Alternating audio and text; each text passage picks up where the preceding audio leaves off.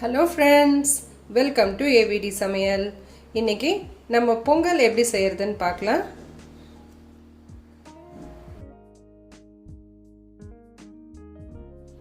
நான் 1 கிளாஸ் அரிசி இதில் அளந்து எடுத்திருக்கேன். நீங்கள் எந்த கிளாஸில் மெஷர் பண்ணுறீங்களோ அதிலே நீங்கள் கணக்கு எடுத்து தண்ணி ஊற்றிக்கலாம். நான் வந்து இதில் சாப்பாட்டு அரிசி தான் எடுத்திருக்கேன், புழுங்கல் அரிசி. நீங்கள் பச்சரிசி இருந்தால் பச்சரிசியில் கூட செய்யலாம். 1 கிளாஸ் அரிசிக்கு நான் 3/4 டம்ளர் பாசிப்பருப்பு எடுத்திருக்கேன். 1/2 டம்ளர் வேணால் கூட நீங்கள் போட்டுக்கலாம், பட் 3/4 டம்ளர் போட்டிங்கன்னா டேஸ்ட் நல்லா சூப்பராக இருக்கும். இப்போ இது நல்லா கழுவி எடுத்துக்கலாம்.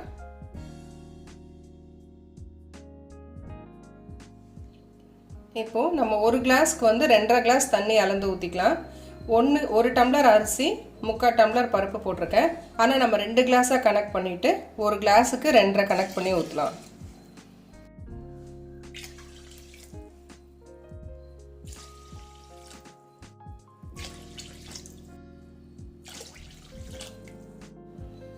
ஒரு கிளாஸுக்கு 2.5 கிளாஸ் கனெக்ட் பண்ணி நம்ம எடுத்துக்கிட்டு எல்லாம் ஊற்றி அளந்து முடித்தோடனே எக்ஸ்ட்ராவாக ஒரு 1/2 கிளாஸ் ஊற்றிக்குங்க.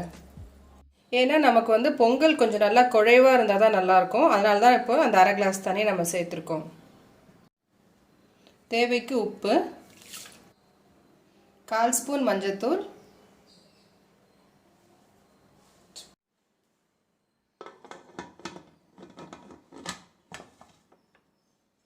இப்போ ஒரு 4 விசில் வர வரைக்கும் நல்லா வேக வச்சு எடுத்துக்கலாம்.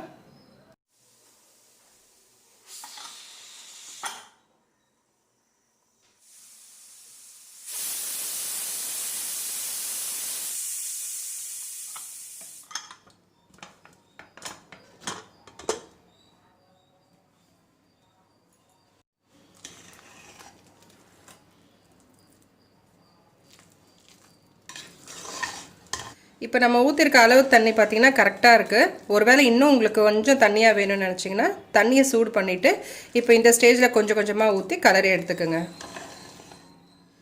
எப்பவுமே நம்ம பொங்கல் தாளிக்கும் போது எண்ணெய் கொஞ்சம் நிறைய சேர்த்து செஞ்சோன்னா தான் டேஸ்ட் நல்லாயிருக்கும்.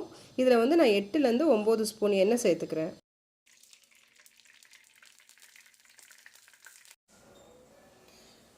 தாளிக்கிறதுக்காக கொஞ்சமாக கருவேப்பிலை, 1/2 ஸ்பூன் மிளகு, 1 ஸ்பூன் சீரகம், ஒரு 10லேருந்து 15 முந்திரி, ஒரு துண்டு பெருங்காயம், இஞ்சி வந்து துண்டு துண்டாக கட் பண்ணி எடுத்துக்கோங்க. ஃபஸ்ட்டு இஞ்சி போட்டுட்டு அதுக்கப்புறம் ஒரு சின்ன துண்டு பெருங்காயம்,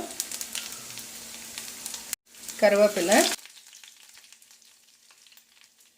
மிளகு, சீரகம், முந்திரி வந்து நம்ம லாஸ்ட்டாக போட்டுக்கலாம்.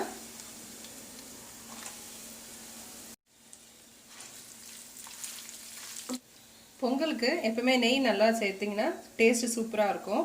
நான் வந்து இதில் ஒரு 3லேருந்து 4 ஸ்பூன் அளவுக்கு எடுத்திருக்கேன்.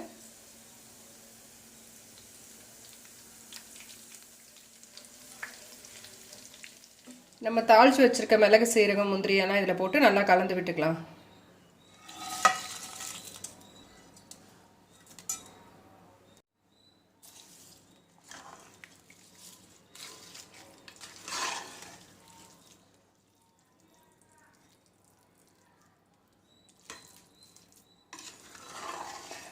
அவ்வளோதான், நம்மளுடைய சுவையான பொங்கல் ரெடி ஆயிடுச்சு. நீங்களும் செஞ்சு பாருங்கள். தேங்க்ஸ் ஃபார் வாட்சிங்.